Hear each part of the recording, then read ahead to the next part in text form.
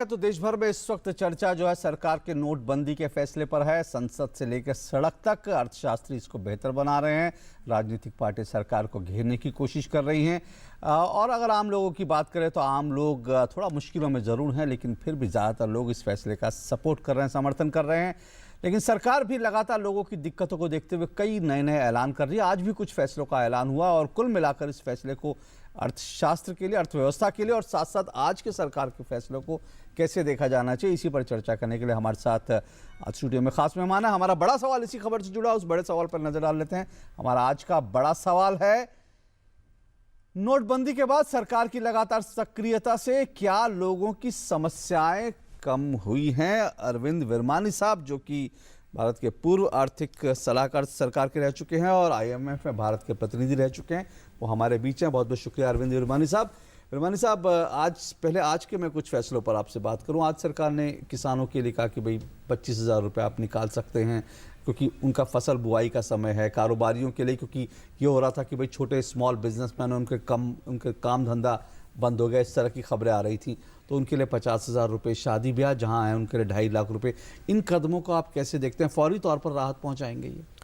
देखिए, दो एस्पेक्ट्स हैं। एक तो है जिनके पास अकाउंट होता है वो डिपॉजिट कर रहे हैं और विड्रॉ करें, और दूसरा है जो डायरेक्टली जाओ के एक्सचेंज करें।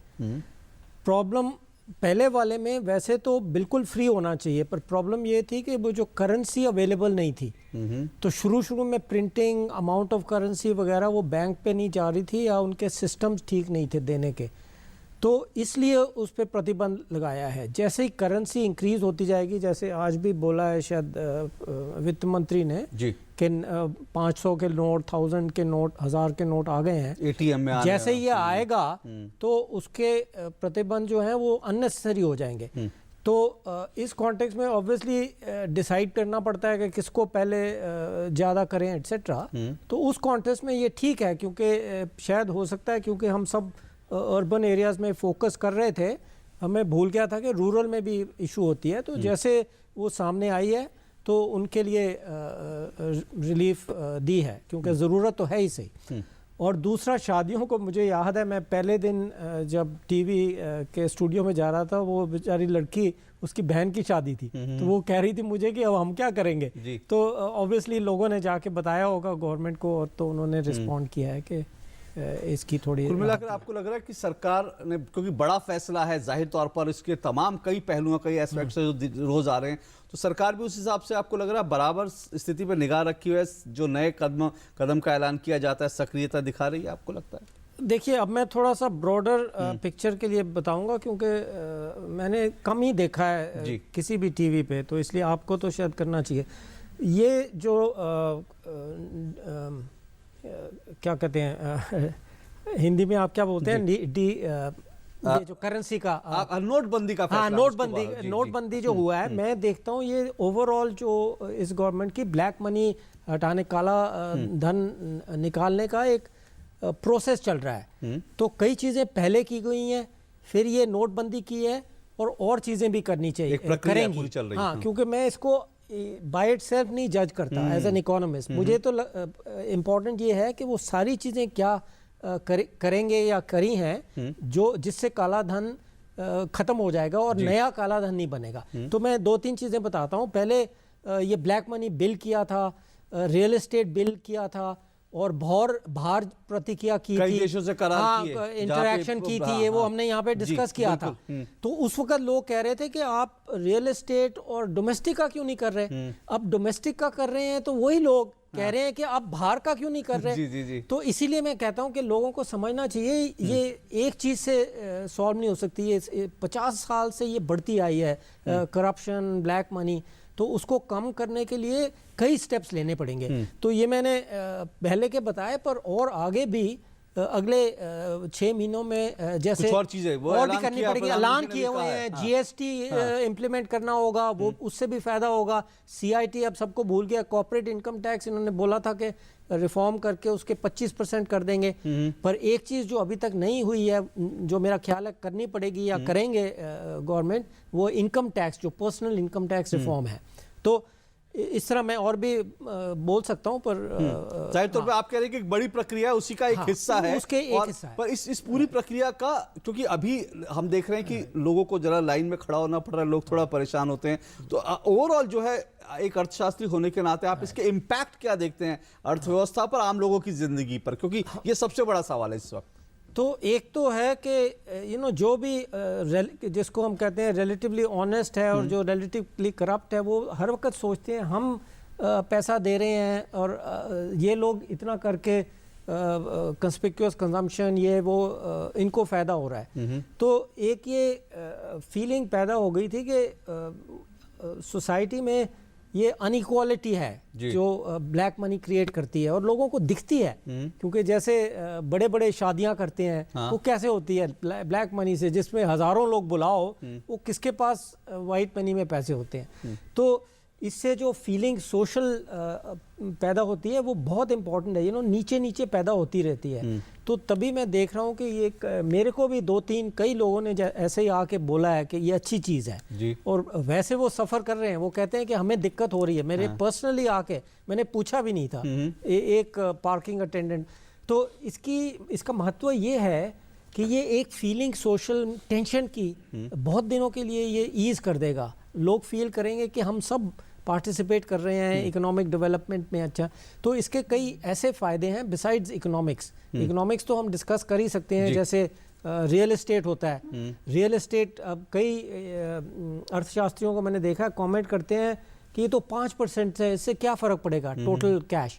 पर 5% की बात नहीं है, जो ये वाइटल है, जो काला रियल एस्टेट में काम होता है ना, 60-40 हमने नंबर सुने हुए हैं। 40% वो अगर पैसे ही नहीं होंगे काले तो वो ट्रांजैक्शन कम हो जाएंगी, वो हो नहीं सकेंगी और उसके कारण जो दाम है वो गिरेंगे, अप टू 50% गिर सकते हैं। पर इसमें अगेन इशू आ जाती है कि गवर्नमेंट ने जैसे सर्कल रेट बनाए हुए होंगे, आपने सुना होगा दिल्ली में और कई, तो वो सर्कल रेट गिराने पड़ेंगे, नहीं तो प्राइसेस कैसे बढ़ेंगी। तो अगेन कई चीज़ें और करनी पड़ेंगी। जो स्टैंप ड्यूटी है हम कई सालों से कह रहे हैं। हम इनसाइड जब मैं फाइनेंस मिनिस्ट्री में था, हमें ये डिस्कस करते थे कि स्टैम्प ड्यूटीज बहुत हाई हैं, तो उनको कम करना पड़ेगा। हाँ। तो ऐसे कई स्टेप्स हैं, अगर लेंगे तो बहुत अच्छे लोन्स वगैरह लोगों का जो है, अगर वो भी उसकी दरें, क्योंकि बात ये हो रही है कि बैंकों के पास एक अच्छा अमाउंट आ जाएगा और बैंकों की सेहत भी अच्छी रहेगी और साथ साथ बैंक जो है लोन देने की कोशिश करेंगे तो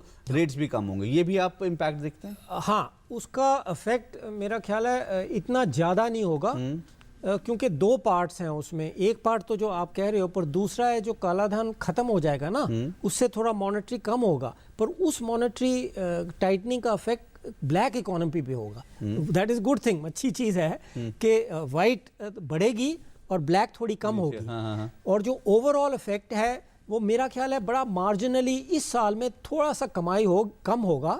मतलब ग्रोथ जितना मैंने फोरकास्ट किया है फॉर एग्जांपल, उसमें थोड़ा सा फर्क पड़ सकता है, थोड़ा कम हो सकता है। पर एडवांटेज ये है कि कई लोग जाके डिक्लेयर करेंगे इस बारी वॉलंटरली, क्योंकि उनको फायदा होता है जी। क्योंकि नहीं तो कन्वर्ट नहीं कर सकते, इसलिए वो कई लोग सोचेंगे अब मैं 35% दे के कुछ बचा तो लूं, नहीं तो सारा गया 30 दिसंबर के बाद या जब भी खत्म होता है। तो इस कारण वो जो नया टैक्स आएगा ना, उसको अगेन मैं तो रेकमेंड करूंगा और मेरा ख्याल है गवर्नमेंट करेगी, उसको लेके जो पर्सनल रेट्स हैं उनको कम करेगी ताकि आगे से भी होता रहे। तो दोनों चीजें करनी पड़ती हैं, डंडा भी चाहिए होता है और जिसको कैरेट वो कहते हैं ना, कैरेट और स्टिक, दोनों चीजें चाहिए होती हैं। और मेरा ख्याल है कि गवर्नमेंट को ये समझ है और इसका हम देखेंगे अगले बजट में। अर्थव्यवस्था पर ओवरऑल जो ग्रोथ रेट है उस पर और मुद्रास्फीति पर, ये दोनों चीजें भी आम लोगों की जिंदगी से बिल्कुल जुड़ी हुई हैं। इस पर क्या इम्पैक्ट? मुद्रास्फीति मैंने बोला है कि एक और चीज के इसके डबल प्रेशर हैं। जो वाइट इकोनॉमी है उसमें ज्यादा मुद्रा अवेलेबल होगी, जो ब्लैक इकोनॉमी है उसमें कम होगी। तो अगर आप वाइट इकोनॉमी है तो हाँ डेफिनेटली फायदा होगा। और दूसरी चीज है, क्योंकि कई चीजों पे प्रेशर आपने भी देखा, प्राइस का बोला है ना, और खास करके रियल एस्टेट और थोड़ा ज्वेलरी पे पड़ेगा। उससे जो मॉनेटरी पॉलिसी कमेटी है जो आरबीआई की, हो सकता है कि वो एक्सेलरेट कर दें, वो पहले करें, जो समझ लो वो सोच रहे थे 3 या 6 महीने के बाद हम इंटरेस्ट रेट कम करेंगे, वो थोड़ा जल्दी कर दें, एक तो उसका भी फिर फायदा होगा। और जो जीडीपी की आप करें तो मॉनेटरी इफेक्ट तो ये है जी।